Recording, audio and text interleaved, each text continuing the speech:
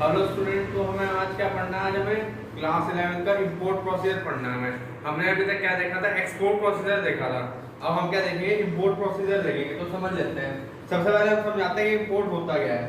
तो इंपोर्ट समझते हैं, जो व्यापार करते हैं ना इंपोर्ट, ठीक है, मतलब जो एक कंट्री दूसरी कंट्री के साथ करती है, जैसे इंडिया यूएस के साथ करती है, इंडिया चाइना के साथ करती है, इंडिया ब्रिटेन के साथ करती है, इंडिया रशिया के साथ करती है। तो वो चीज देखनी है हमें। तो इंपोर्ट रेट समझते हैं। देखो, इंपोर्ट रेट क्या होता है? रेफर टू, हम गुड्स को खरीदते हैं, ठीक है, सामान हम खरीदते हैं कहाँ से? विदेशों से, ठीक है। जो क्या करेंगे? Purchase of goods from foreign country, कि हम सामान खरीदते कहाँ से? फॉरेन कंट्री से, विदेशों से। जो हम सामान खरीदते हैं ना, वो क्या होता है? इंपोर्ट ट्रेड होता है। तो जो बहुत सारे मेथड्स वो होते हैं ना, इसमें मेथड हो गए, टाइप्स, ठीक है, वो हमें देख रहे हैं कौन कौन से जो प्रोसेस होते हैं इसमें इंपोर्ट प्रोसीजर में, वो देख रहे हैं। तो सबसे पहला प्रोसेस आता है आपको क्या है? ट्रेड इंक्वायरी, कि जो व्यापार की इंक्वायरी जान लो भाई। अगर सीधी सी बात है, अगर हमें कोई सामान बाहर से मंगाना है ना, ठीक है, खरीदना है, तो उसकी हम पहले जानकारी ले लेगा। जो यहाँ से इंपोर्टर है ना, वो बाहर से उस चीज की जानकारी ले लेगा। तो किसकी? व्यापार की, कि मैं जो जिसके साथ व्यापार कर रहा हूँ वो सही है या नहीं है, ऐसे करके। तो यही समझना है। तो जो पहली थिंग है ना, जो importing firm has to do is to gather, वो क्या करती है? इंफॉर्मेशन गैदर करती है। किसको लेके? अबाउट द कंट्री को लेके, जिस कंट्री के साथ वो क्या करेगी? व्यापार करेगी। एंड फर्म हो सकती है, कोई भी एक वो है, कंपनी है, कोई इंडस्ट्री है, वहां से वो क्या करती है? एक्सपोर्ट करती है द गिवन प्रोडक्ट को, ठीक है। तो इंपोर्टिंग फर्म वाला क्या करेगा? जो एक्सपोर्टिंग फर्म है उससे उसकी क्या करेगा? सारी इंफॉर्मेशन कलेक्ट कर लेगा। किसको लेके? जो प्रोडक्ट है, जो सामान उसको मंगाना है हमारे यहाँ, ठीक है, कहाँ से? फॉरेन से, यहाँ पे इंडिया के अंदर। तो जो इंपोर्टर है ना, क्या गैदर कर सकते हैं सारी इंफॉर्मेशन। कहाँ से लेता है वो सारी इंफॉर्मेशन? ट्रेड, जो बहुत बड़ी संस्थाएं होती है, एसोसिएशन है, ऑर्गेनाइजेशन है, वहां से लेता है। हैविंग आइडेंटिफाई, अब जब कंट्री आइडेंटिफाई हो गई एंड कोई भी जो फर्म है, जब उन्हें सारी इंफॉर्मेशन ट्रेड को लेकर गैदर कर ली ना, ऑर्गेनाइजेशन को लेकर, वो क्या करती है? जो एक्सपोर्ट करती है प्रोडक्ट को। तो इंपोर्टिंग फर्म क्या कर सकती है? एक्सपोर्ट फर्म को अप्रोच करती है, उसके बाद जाती है वो कैसे? विद द हेल्प ऑफ किससे? ट्रेड इंक्वायरी से जाती है। फॉर कलेक्टिंग क्या करेगी? वहां से इंफॉर्मेशन लेगी, कि किसको लेगी? एक्सपोर्ट, जो एक्सपोर्ट का प्राइस है वहां पे, यूएस में जो प्राइस है, ठीक है। इंडिया वाले क्या करेंगे? जो यूएस में जो पर्टिकुलर प्रोडक्ट का जो दाम चल रहा होगा ना, वो ट्रेड इंक्वायरी से उसको दाम को जानेंगे वो, ठीक है। और जो बहुत सारी टर्म्स एंड कंडीशन होती है किसको लेके? एक्सपोर्ट को लेके, तो वो सारी चीजें क्या करेंगे? वो जानेंगे। ट्रेड इंक्वायरी क्या होता है? रिटर्न रिक्वेस्ट होती है। रिटर्न रिक्वेस्ट होते हैं, कौन करता है वो रिटर्न रिक्वेस्ट? इंपोर्टिंग फर्म करती है एक्सपोर्टर से, ठीक है, एक्सपोर्टिंग फर्म से करती है कि आप हमें क्या दो? For supply on information supply करो रिगार्डिंग जो आपका प्राइस है, या बहुत सारी जो वेरियस टर्म्स एंड कंडीशन होते हैं ना, उस चीज को लेके।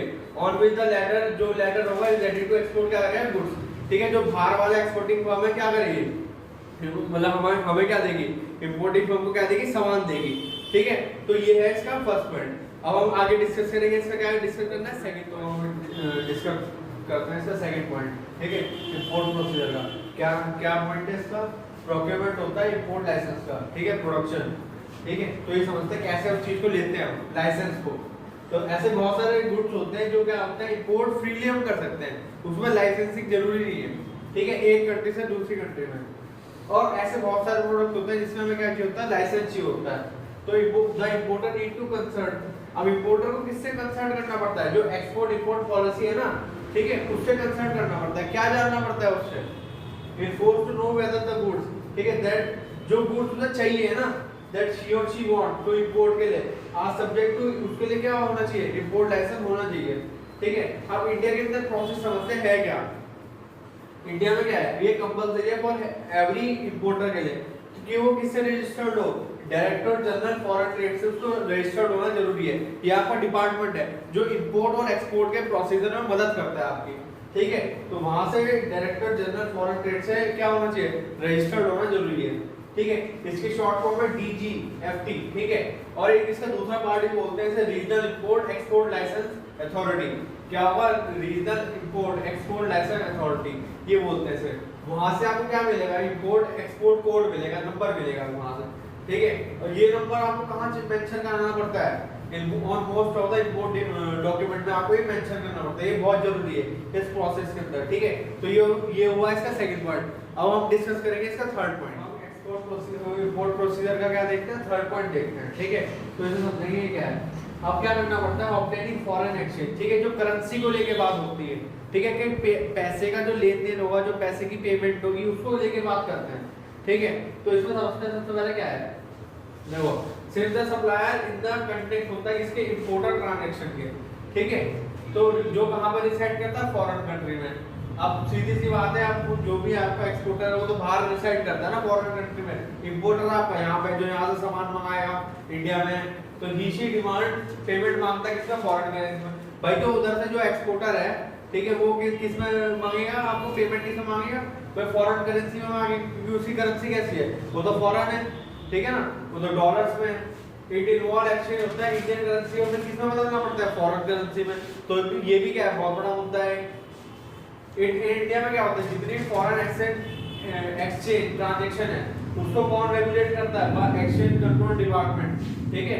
वो कौन, उसको कौन लीड करेगा, रिजर्व बैंक ऑफ इंडिया उसको लीड करता है। तो जो एज पर द रूल्स है ना हमारे, ठीक है, जो इन्फोर्स होते हैं, तो जो एवरी इंपोर्टर को क्या चाहिए होता है इंडिया के अंदर, is required to secure the sanction लेना पड़ता है किसका, ऑफ फॉरेन एक्सचेंज का, फॉर ऑब्टेनिंग सच। अब ये सैंक्शन तो पाने के लिए, उसको करने के लिए the importer has to make an application लगानी पड़ती है to a bank authorized by RBI। ऐसा बैंक में एप्लीकेशन डालनी पड़ती है जिसमें जो किससे ऑथराइज होता है, आरबीआई से, वहां से उसको इशू होते हैं फॉरेन एक्सचेंज। तो ये तो हो गया इसका थर्ड पॉइंट। अब आगे हम इसका देखेंगे प्रोसीजर का, ठीक है।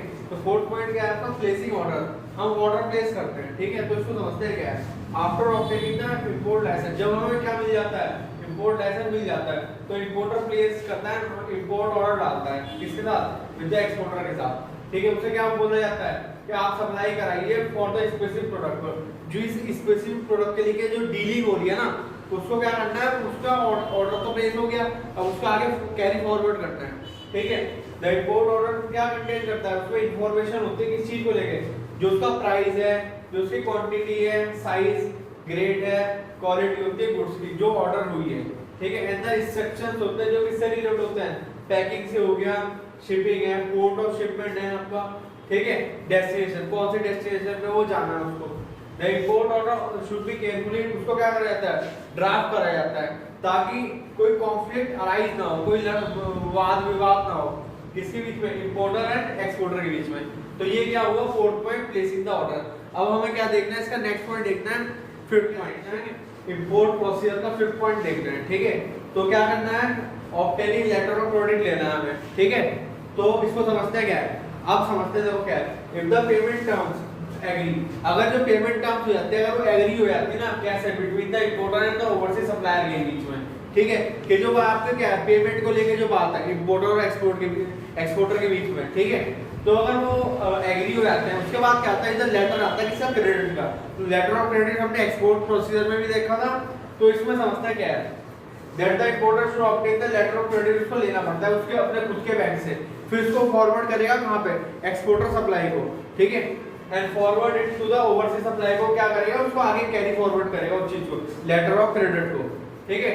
एज स्टेटेड प्रीवियसली, जैसे पहले बताया गया था एक्सपोर्ट प्रोसीजर में, लेटर ऑफ क्रेडिट क्या होता है, इज द गारंटीड इशू जो होती है, ठीक है, उसको वो इशू होता है, कौन करता है, उसको इंपोर्टर बैंक करता है, ठीक है। वो क्या होता है, it will be honour payment होती है किसको लेके, up to a certain amount of export bills को लेके होती है, किस चीज को लेके होगी, up to a certain amount of export bill को लेके होती है। वो किसको देता है, to the bank of the exporter को, वो पहुंचाता है, कौन पहुंचाता है, इंपोर्टर पहुंचाता है एक्सपोर्टर के बैंक तक उस चीज को, ठीक है। तो ये है इसका फिफ्थ पॉइंट। होपफुली आपको समझ आ गया होगा, वीडियो स्टॉप करके इसको सब कुछ नोट डाउन कर सकते हैं, आगे हम डिस्कस करेंगे इसके और पॉइंट्स। क्या देखना है, इंपोर्ट प्रोसीजर का लास्ट पॉइंट देखते हैं, ठीक है। तो ये क्या है भाई, देखो अब क्या कराना पड़ता है, custom clearance and release of goods, ठीक है। इसको समझते हैं क्या है, देखो जितने भी गुड्स होते हैं जो एक्सपोर्ट होते हैं इंडिया के अंदर, ठीक है, जितने भी गुड्स बाहर से आएंगे यहाँ पे, तो उन्हें क्या हैव टू पास थ्रू, किससे पास करना पड़ता है, किससे पास होना पड़ता है उन्हें, कस्टम क्लियरेंस से, ठीक है। आफ्टर दे क्रॉस दैट, जब इंडियन बॉर्डर को क्रॉस करते हैं, तो जैसे एयरवेज से ले लो या सीवेज से ले लो, ठीक है, शिपिंग से ले लो। कस्टम क्लियरेंस क्या है, ये बहुत बड़ा एक कॉम्प्लेक्स प्रोसेस है। क्यों है, क्योंकि इसमें बहुत सारी लीगल फॉर्मेलिटीज होती हैं और इसमें टाइम भी लगता है, ठीक है, and calls for a number of formalities रहती है इसमें, ठीक है। तो इट इज देयरफॉर एडवाइस रहता है, इंपोर्टर अपॉइंट करता है कैसे, अब वो सारे काम खुद तो नहीं कर सकता, तो ऐसे में वो अपॉइंट करता है CNF एजेंट को, ठीक है। तो ये समझते हैं क्या है, हु आर वेल वर्क होते हैं विद सच फॉर्मेलिटीज से, ठीक है। कमांडिंग एंड फॉरवर्डिंग एजेंट बोलते हैं ना, CNF को क्या बोलते हैं, कमांडिंग एंड फॉरवर्डिंग एजेंट होते हैं। तो ये आगे उन चीजों को क्या करते हैं, ये अपनी स्किल्स में वेल वर्क होते हैं इन सारी फॉर्मेलिटीज में, ठीक है, क्योंकि इंपोर्टर इतना सारी चीजों को नहीं ले सकता, ठीक है ना। तो क्या होता है, ये वो उन्हें अपॉइंट करता है एंड प्ले बहुत बड़ा, वो इसमें बहुत बड़ा अच्छा रोल प्ले करते हैं किसमें, and getting the goods custom clear कराने में, ठीक है।